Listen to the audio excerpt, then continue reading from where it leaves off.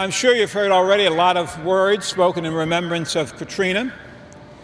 And I just want to advise you to have the right attitude when we see remembrances and what the tone is that's being expressed. Some people are very much agenda-driven. So here some people have said, well, it was God's punishment for the sins of the city of New Orleans. Others will use it for their political advantage.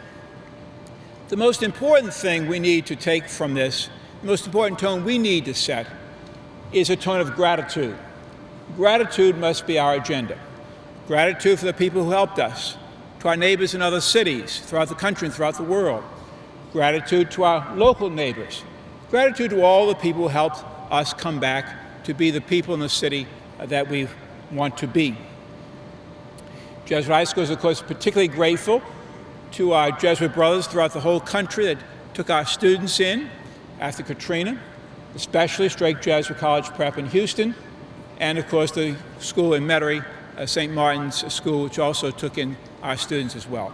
We're very, very grateful for them for helping us to begin the process of restoring our school. One fact that I think is very important to remember, our community was drawn together for this great enterprise to be restored. And we returned here 13 weeks to the day that Katrina hit. Right after Thanksgiving, we were able to open again because of all the people who have invested in the success of Jesuit High School, which is ultimately the success of you and our students. For the first time, I mentioned something from this podium that I've repeated many, many times, and I'm going to repeat it again. Our city is a great city, and there's much to be proud of. In fact, there are 4 great characteristics of our city that sometimes we exaggerate and becomes distorted.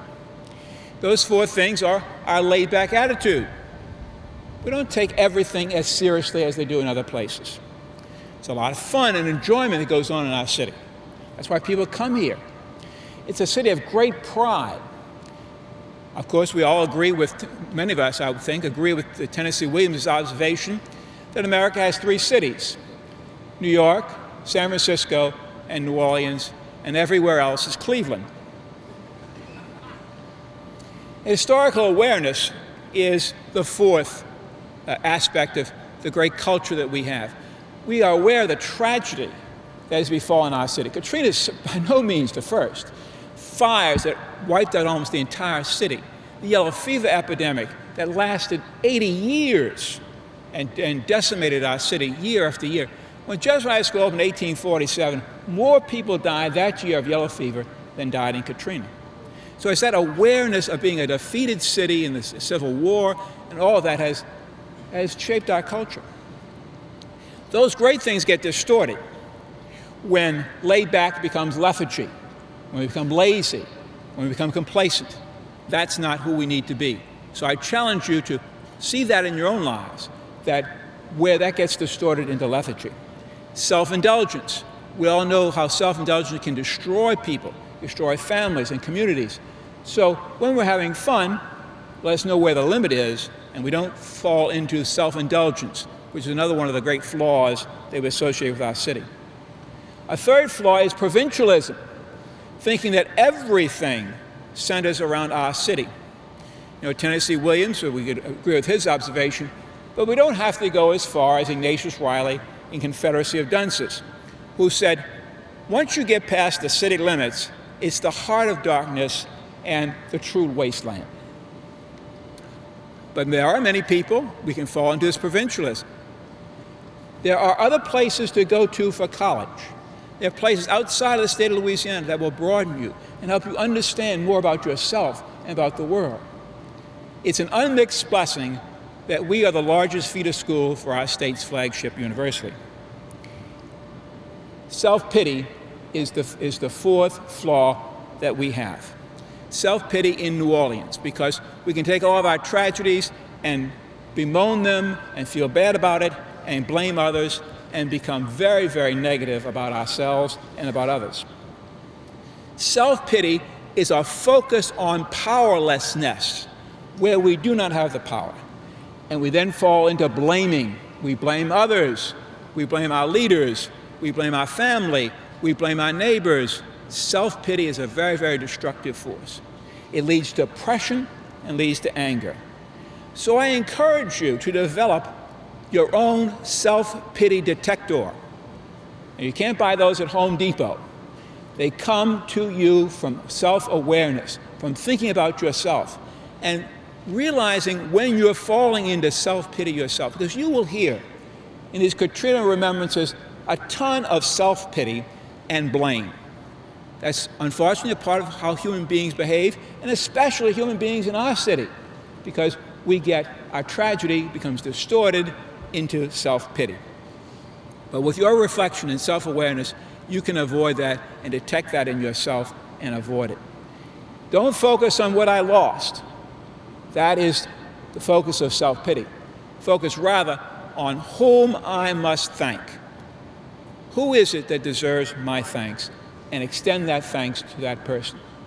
Of all the many people that we need to thank at Jesuit High School, our next speaker was William Stoudt.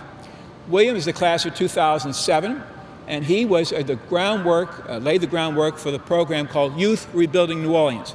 Mr. Wade Trusclair was also a leader in that program when he was a student here at Jesuit. And William is now an official and an executive with the program of Youth Rebuilding New Orleans. What that program does is it rehabs houses, brings them back, houses that are dilapidated, and makes them ready for occupants. Occupants, in many of the cases, are teachers who will then be working in the educational system to help bring back our city even further. So I'm very grateful for William for what he has done for our city, how he has helped to focus our city on the direction where it needs to be, that is the direction of gratitude and work rather than lethargy and complacence. So I'd like to introduce to you William Stoudt, the class of 2007.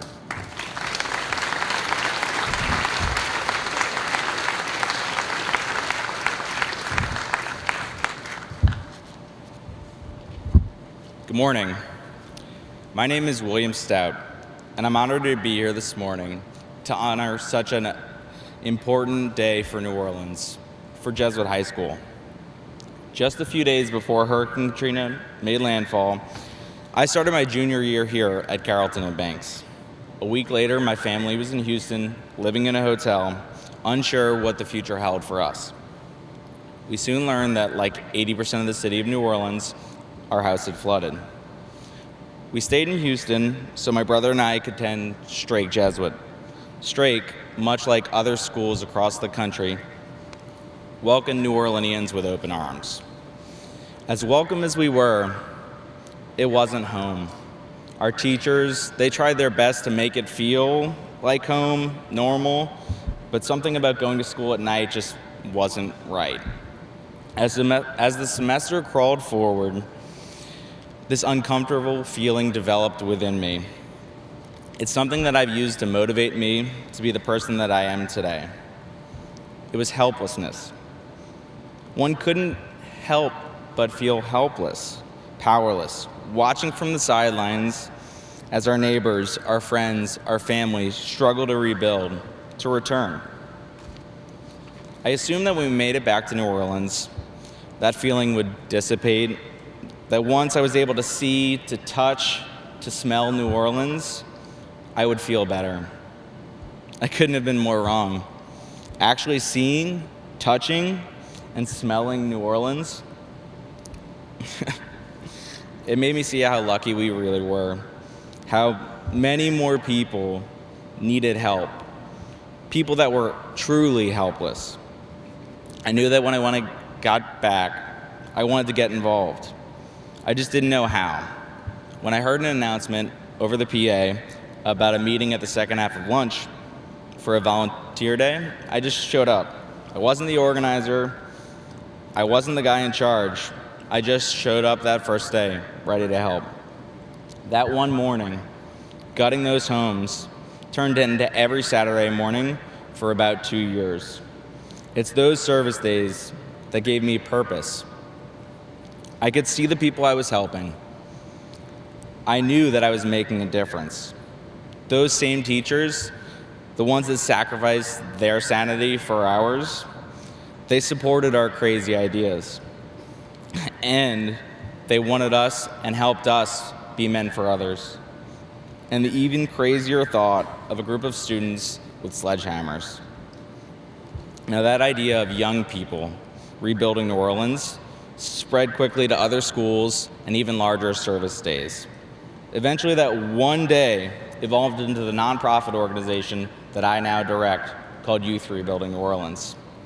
Over the last 10 years, we've grown from a group of students meeting on Saturdays to a full-fledged nonprofit organization.